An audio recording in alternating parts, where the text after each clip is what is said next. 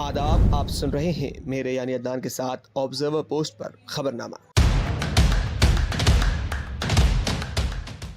शुरुआत करते हैं आज की मुख्य हेडलाइन से। के हाथरस में बड़ा हादसा, सत्संग में भगदड़ मचने से 50 से 60 लोगों की मौत, मृतकों का आंकड़ा बढ़ने की आशंका। आज राष्ट्रपति के अभिभाषण पर संसद में प्रधानमंत्री मोदी ने कही अपनी बात, विपक्ष को लिया आड़े हाथ। कायराना अंदाज में सरकार पर बरसे अखिलेश, अयोध्या में भाजपा की हार और ईवीएम पर कही बड़ी बात। ओवैसी ने संसद में किया मोदी के बुलडोजर और मॉब लिंचिंग का जिक्र, केंद्रीय मंत्री ने जताई आपत्ति। के हिस्से हटाए जाने पर राहुल गांधी ने लोकसभा स्पीकर को लिखी चिट्ठी। अब खबरें विस्तार से। उत्तर प्रदेश के हाथरस में सत्संग के दौरान भगदड़ मचने की भयानक घटना सामने आई। बुलेटिन बनाए इस हादसे में एक मीडिया ऑर्गेनाइजेशन के मुताबिक 122 लोगों की मौत हुई है। वहीं एक न्यूज वेबसाइट के मुताबिक इस हादसे में 75 लोगों ने अपनी जान गंवाई है। हालांकि हाथरस कलेक्टर ने मीडिया से बातचीत करते हुए मृतकों की एग्जैक्ट संख्या नहीं बताई, लेकिन उन्होंने इतना जरूर कहा है कि इस हादसे में 50 से 60 लोगों की जान गई है। हादसा उत्तर प्रदेश के हाथरस जिले के सिकंदरा मऊ कस्बे में स्थित फुलरई गांव में हुआ है। बताया जा रहा है कि गांव में भोले बाबा का सत्संग चल रहा था। सत्संग खत्म होने के बाद भीड़ अचानक से निकली, जिस कारण यह हादसा हुआ। खबर यह भी सामने आ रही है कि भोले बाबा पहले सरकारी नौकरी में थे, फिर उन्होंने वीआरएस लिया और सत्संग शुरू किया। इस घटना पर मुख्यमंत्री योगी आदित्यनाथ ने एक्स पर संवेदनाएं व्यक्त करते हुए बताया कि अधिकारियों को राहत एवं बचाव कार्यों के लिए युद्ध स्तर पर तैयारी करने के निर्देश दिए गए हैं। साथ ही उत्तर प्रदेश सरकार के मंत्री लक्ष्मी नारायण चौधरी और संदीप सिंह भी घटनास्थल के लिए रवाना हो चुके हैं। इसके अलावा मुख्यमंत्री ने मुख्य सचिव और पुलिस महानिदेशक को भी घटनास्थल पर पहुंचने के निर्देश दिए हैं।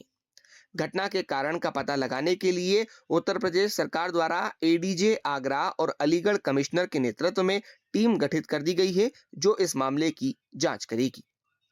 इस हादसे में जान गंवाने वालों को 2-2 लाख रुपए और घायलों को 50,000 रुपए सरकार की तरफ से मुआवजा भी दिया जाएगा। साथ ही खबर यह भी है कि सरकार आयोजकों पर एफआईआर कर कोई बड़ी कार्रवाई को अंजाम दे सकती है।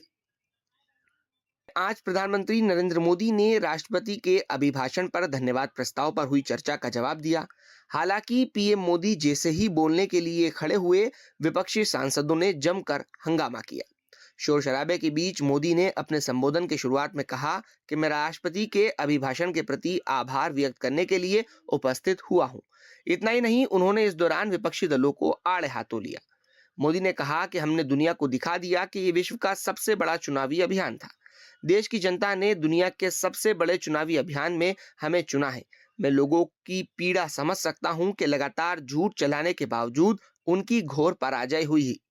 लोकसभा में प्रधानमंत्री के भाषण के दौरान लगातार हंगामा होता रहा। स्पीकर ओम बिरला ने कहा कि ये ठीक नहीं है। जम्मू कश्मीर पर बात करते हुए प्रधानमंत्री ने कहा कि 370 ने जम्मू कश्मीर के क्या हालात कर दिए थे। यहाँ संविधान को सिर पर रखकर नाचने वाले लोग वहां संविधान लागू करने से कतराते थे। लोग कहते थे कि जम्मू कश्मीर का कुछ नहीं हो सकता। जम्मू कश्मीर की दीवार गिरी तो सब कुछ बदल गया। अब वहां लोग रिकॉर्ड संख्या में मतदान करने के लिए आ रहे हैं। पीएम मोदी ने इंडिया गठबंधन पर कहा, मुझे नहीं पता कि कांग्रेस के जो साथी दल हैं उन्होंने चुनाव का विश्लेषण किया या नहीं। ये उनके लिए महत्वपूर्ण है। कांग्रेस पार्टी 2024 से परजीवी पार्टी के रूप में जानी जाएगी। परजीवी उसे कहते हैं जो शरीर के साथ रहता है उसी को खाता है। कांग्रेस जिसके साथ रहती है उसी के वोट खा जाती है।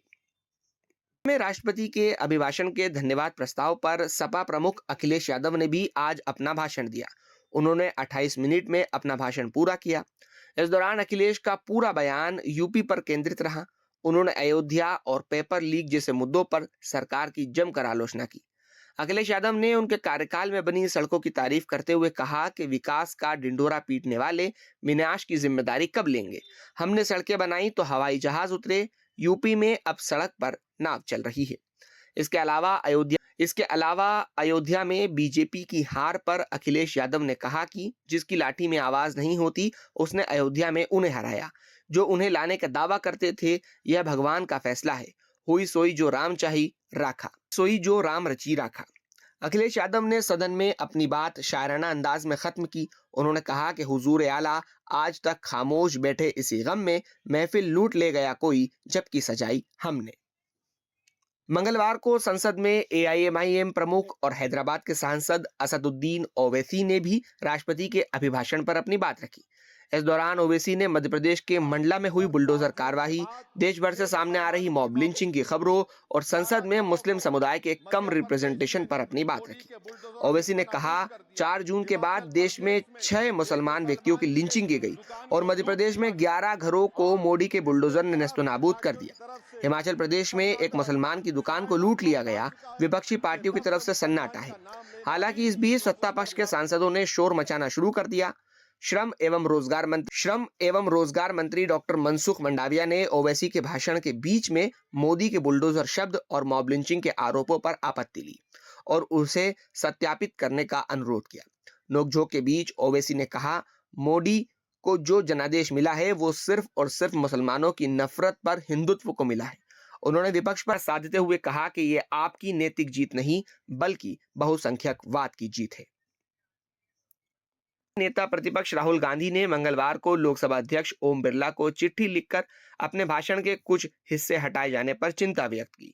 राहुल गांधी ने कहा कि भाषण को चुनिंदा ढंग से हटाया जाना तर्क से परे है और उनके बयान के हिस्सों को हटाया ना जाए।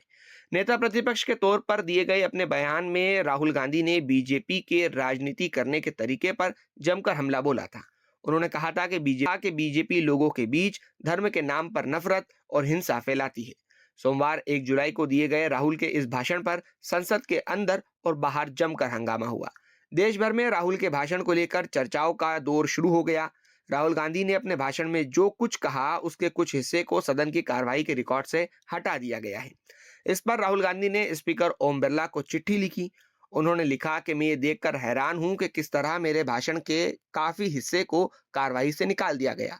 जो अंश हटाया गया है वो नियम 380 के दायरे में नहीं आते हैं। मैं सदन में जो बताना चाहता था वो जमीनी हकीकत और तथ्यात्मक रूप से सही है। बाहर मीडिया के सवालों का जवाब देते हुए राहुल ने इस पर कहा कि मोदी जी की दुनिया में सच्चाई एक्सपंज, लेकिन हकीकत में सच्चाई हटाई नहीं जा सकती। जो मुझे कहना था कह दिया, जितना हटाना है हटा दीजिए, जो सच्चाई है वो सच्चाई ही रहेगी।